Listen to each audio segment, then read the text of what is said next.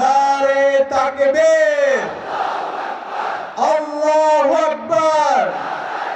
স্লোগানে মুখরিত ফেনী সরকারি পাইলট উচ্চ বিদ্যালয় মাঠ। 11 দলীয় ঐক্যের নির্বাচনী জনসভায় যোগ দিতে ভোর থেকেই ভিড়। চট্টগ্রাম বিভাগীয় সফরের শুরুতেই ফেনী জেলায় জামায়াতে ইসলামীর আমির ডাক্তার শফিকুর রহমান।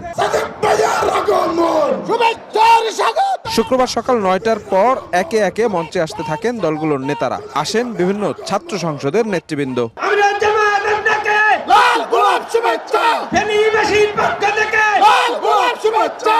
11টার কিছু পরে মঞ্চে আসেন জনসভার প্রধান অতিথি জামায়াত আমির। বক্তব্যে তিনি বলেন, নির্বাচনে জয়ী হলে ফেনী নোয়াখালী এলাকার বন্যা দুর্ভোগ দূর করতে পার্শ্ববর্তী দেশের সঙ্গে সম্মানজনক সমাধান করবে তার দল।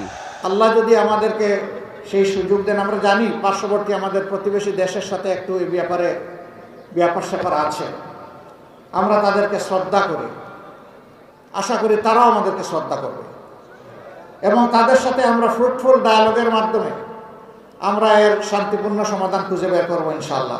এ গ্রেড ক্লিংকারের কনফিডেন্স সিমেন্ট, বাংলাদেশের হৃদয় জুড়ে। বিগত দিনের রাজনৈতিক অপসংস্কৃতির অবসান ঘটিয়ে নতুন বাংলাদেশ বিনির্মাণে সবাইকে ঐক্যবদ্ধ হবার আহ্বান জানান জামায়াত আমির। ন্যায় ইনসাফের বাংলাদেশ গড়ার জন্য আমরা এখানেই 11টি দল ঐক্যবদ্ধ হয়েছি। আমরা চাচ্ছি ঐক্যবদ্ধ বাংলাদেশ। এই জাতিকে আমরা আর বিভক্ত করতে চাই না।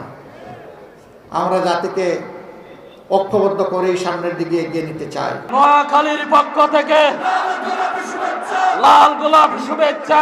পরে নোয়াখালীর জেলা স্কুল মাঠে অপেক্ষায় থাকা জনস্রোতে যোগ দেন জামায়াত আমির।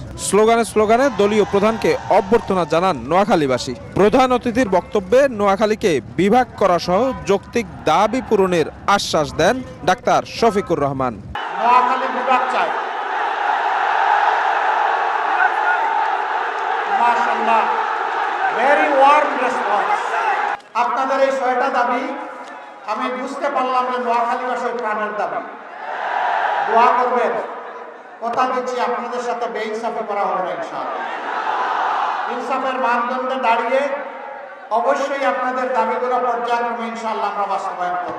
এসব জনসমাবেশ থেকে গণভোটে হ্যাঁ জয়যুক্ত করার আহ্বান জানান জামায়াত প্রধান। এই সফরে চট্টগ্রাম বিভাগের একাধিক জেলায় অসংখ্য জনসভা এবং পথসভায় অংশ নিয়ে এই অঞ্চলের মানুষদের জন্য তার আগামী দিনের পরিকল্পনা তুলে ধরবেন। শফিক মুন্সি, সময় সংবাদ।